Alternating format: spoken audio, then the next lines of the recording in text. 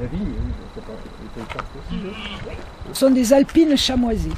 Voilà. Donc il vaut mieux passer en charte fermière, en frécap. Toi, tu fais partie d'un réseau. Ah oui, moi je suis bienvenue à la ferme, je suis produit fermier et je suis frécap. Frécap, c'est la charte régionale des élevages caprins. Donc là, on est contrôlé 2 fois par an. Ils viennent, ils prélèvent, ils regardent surtout la façon dont on élève les bêtes, hein, parce qu'il y a une charte réglementaire pour le bien-être des animaux surtout. Puisqu'on sait très bien que si nos animaux ne sont pas élevés correctement, ben les produits... Ils sont stressés et donc ils produisent... Voilà, les produits qui en dérivent ne seront pas bons non plus. Voilà. Donc le plus gros du travail, en réalité, c'est l'élevage. Si on est passionné par l'élevage et qu'on travaille correctement au rythme de nos bêtes, il n'y a pas de souci. On a un bon lait, donc forcément... Les chèvres viennent de chez Annie Pompara, troupeau, elle, qualificateur pour la reproduction, donc qui a des normes vraiment draconiennes. Mais c'est une race locale. C'est la race locale, ouais, c'est la race d'ici, c'est les alpines chamoisées. Et dans les collines, il y a normalement que ça.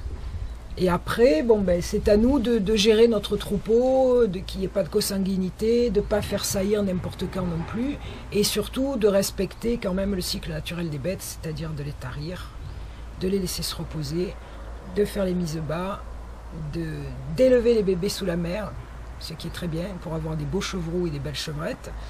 Et ensuite, moi, je place mes chevreaux et mes chevrettes dans des élevages laitiers. Je ne fais pas de viande. Pas de viande.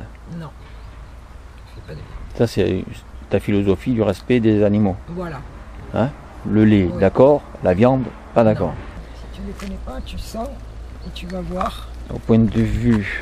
C'est la rose à parfum.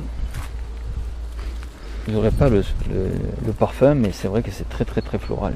Alors donc c'est une rose qui est quand même très très fragile, hein, tu vois, à peine ouverte déjà, elle part, elle s'étiole quoi. Mais bon, c'est la vraie rose. Voilà, la centifolia, autrement appelée chez nous la rose de mai. Et toi tu l'utilises pour... Moi celle-là, je la travaille pour faire des confits de rose, pour faire des pétales de rose cristallisés, pour faire les sirops et les liqueurs de rose. Donc là, je vais m'y mettre parce qu'il est temps. Et oui, parce qu'elle commence à péniquer un peu. Voilà, oui, mais bon, elles se sont ouvertes là dans le week-end. Ah oui, ça c'est juste... Oui, oui, elles éclosent tous les jours. Donc les cueilleuses, elles ramassent vraiment tous les jours, quoi. Et dès qu'elles sont ramassées, elles sont transportées pour être travaillées dans les usines grassoises. Ça, bon, ça c'est toi qui les as plantées. Oui. Hein? Autrement, d'autres plantes, thym, tout ça, c'est des autochtones. Tu n'as pas planté, tu n'as pas fait de plantation. Non, ça je prends dans la garrigue. Je pense que ce que la garrigue te fournit. Là, je vais faire quoi. aussi les coquelicots. Les confits de coquelicots, les liqueurs. Donc, au fur et à mesure, je cueille. Tous les jours, je cueille et puis après, je travaille mes plantes. Et ça se fait en confiture, le coquelicot aussi? Oui, le coquelicot se fait en sirop, en liqueur, en confiture. C'est très bon dans le kir. Après, il y a les lavandes que je travaille aussi. C'est lavande ou lavandin? Alors, j'ai du lavandin et de la lavande. Donc, on connaît peut-être la différence entre la lavande et le lavandin. Mais par contre, la différence au niveau de la plante, c'est qu'une a la tige carrée et l'autre a la tige ronde. Et la tige carrée, c'est la lavande. La tige carrée, c'est la lavande et la tige ronde, c'est le lavandin. Et ce qu'on faisait, les bouquets qu'on pourrait mettre dans les armoires, c'était de la lavande. C'était de la lavande, la vraie lavande sauvage que l'on trouve sur les plateaux. Hein? Qui n'est pas la même... Où les vipères avaient tendance des fois à se planquer parce qu'elles aimaient bien ça. Mais qui n'est pas la même de toute façon, même en fleurs. Hein. La fleur n'est pas la même non plus. Il y a une légère différence. Et la plus aromatique? Alors la plus aromatique, c'est pour moi, hein, d'après ce que j'ai pu voir en travaillant, hein. C'est la lavande blanche. Donc ça c'est... Voilà, ça ce sont des lavandes blanches. Donc elles vont s'ouvrir. Dans quelques jours, elles seront ouvertes. Donc la tige est carrée. D'accord. Et elle est blanche et elle est vraiment très très belle et très très odorante. Au point de vue arôme, c'est... oui, c'est une des plus recherchées en réalité, la lavande blanche. Parce qu'elle est relativement rare. On en trouve quelques pieds encore, mais...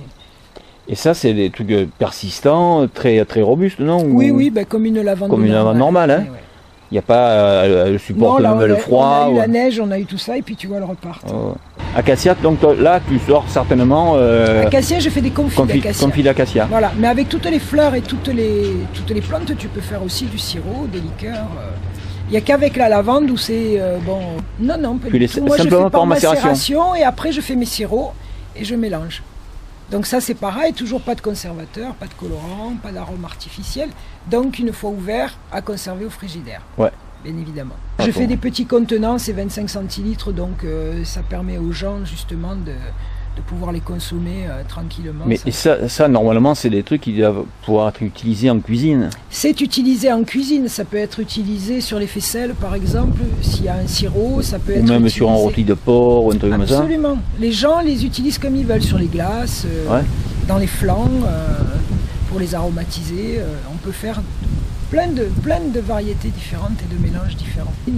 Comme ça, en sirop pour les enfants aussi. Vertu adoucissante. Déjà, voilà, il y a tout ça, hein, quand on travaille le bleuet, quand on travaille même le coquelicot, pour la gorge, tout ça, c'est toutes mes fabrications ont des vertus, voilà, puisque c'est les plantes de la nature. Et on sait très bien que chacune a une vertu spécifique, voire plusieurs. Alors, là, c'est ta gamme liqueur et Cœur, sirop. et vin de fruits et de fleurs. Donc, ça va de la liqueur de romarin. Romarin, estragon, Donc, verveine. ça, c'est le genre de produit. Je suis un mec un peu Ah non, goûteux. non, mais il n'y a pas de sirop contre l'acide urique à part... la myrte est très bonne aussi pour l'acide urique, bien que pas l'alcool de myrte, le sirop de myrte. Mais Oui. sinon, il y a un truc qui est magique pour l'acide urique, c'est l'artichaut. Le jus d'artichaut. Jus d'artichaut. Voilà. C'est pour ça alors que j'adore l'artichaut et que Voilà. je me fais un Voilà. truc de myrte, Il t'as faut vu boire, il faut que tu boives le jus de l'artichaut de la cuisson. Sinon, plus pratique, il y a... Et si je le mange cru, bon C'est pas artichaut pareil. violet, t'as pas la même... Non, c'est pas pareil, il faudrait que tu manges le pied. Oui, la tige. Vraiment l'amertume, Ouais. parce qu'en réalité c'est ça qui va drainer. Mais il y a un produit qui est magique et qui est ancestral, hein, c'est Raphanus potier tout simplement, c'est des ampoules. Tu vois, à la pharmacie, c'est des ampoules de jus d'artichaut, mais hyper concentré. L'artichaut, le Raphanus potier, c'est vraiment... D'ailleurs, quand tu l'ouvres, c'est... Ça t'en prend plein ah la ouais, tête. il faut quoi. boire ça à jeun. C'est dur c'est à un peu avaler, hein. hard. C'est Un peu comme... hard, mais c'est très efficace. Voilà, Donc- et c'est en cure. Ça, c'est en cure. Voilà. Continuer pour les articulations, qu'est-ce que tu préconises? Alors pour les C'est articulations, qu'on tu commence as à avoir la un certain prêle. âge et un certain Voilà, tu as la kilométrage. prêle et l'arpagophyton. Oui. Ça, c'est magique. Par contre, il ne faut pas avoir de problème de rein.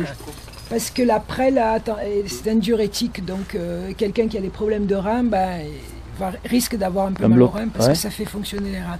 Voilà, c'est pour l'élimination, tout simplement. Non, mais prêle, arpagophyton, ça, c'est très très bien. Par contre, il faut le faire il faut éviter de prendre les gélules toutes faites, c'est-à-dire les gélules de prêle et les gélules d'arpagophyton.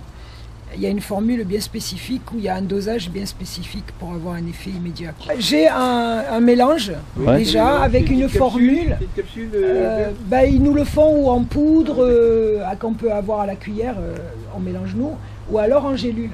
Parce que le problème des gélules, c'est toujours l'enrobage aussi, donc il faut faire attention à ça. Vous m'étonnez Non, le jus d'artichaut, non, l'eau de cuisson de l'artichaut, non. L'artichaut consommé. pur. Ah oui, d'accord. Hein. Mais le jus de J'ai cru que ça cuisson me n'est donnait pas le de même. l'acide urique, l'artichaut. C'est ce qui donne de l'acide urique, c'est la consistance de l'artichaut, c'est la fibre de Oui, l'artichaut. ah, d'accord. Alors que le jus, non. Ah, mais ça, je savais pas. Mais- Voilà. D'accord. Donc ça c'est vraiment un très bon produit, quoi.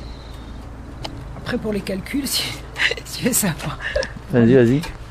On fait Pour une les consultation. calculs, Hein, on va là, dire. Donc c'est facile, hein, il faut du Vichy Célestin parce que c'est plein de bicarbonate et qu'il ne faut pas ingérer du bicarbonate à tour de bras, hein, bien que tout le monde dise le bicarbonate, se laver les dents la nuit. Il faut quand même faire attention avec le bicarbonate. Tu as ça et les infusions de queue de cerise. Voilà. Et ça dissout les calculs. S'ils sont pas, si c'est pas des cailloux énormes, hein, bien. Quand on a tendance aux calculs rénaux, il faut éviter le calcium. Éviter de manger des trucs avec trop de calcium dedans. Ou alors, vraiment, Vichy Célestin, pourquoi? Parce que le dosage de chlorure de sodium est juste impeccable dedans. Sinon, dernier carat, après, il y a le laser. on va le couvrir correctement parce que c'est porté un petit peu en boudin. Et il carbure, vraie cochonne. Si elle est encore là, oui, elle dort. Poupette, t'as pas honte de dormir encore? Je peux faire un tour dans les minutes? Oui, je sais, on va y aller de toute façon. Super. Ma poupée, Regarde là. Là, c'est une il ruine. dit alors. ma poupée. Là-bas.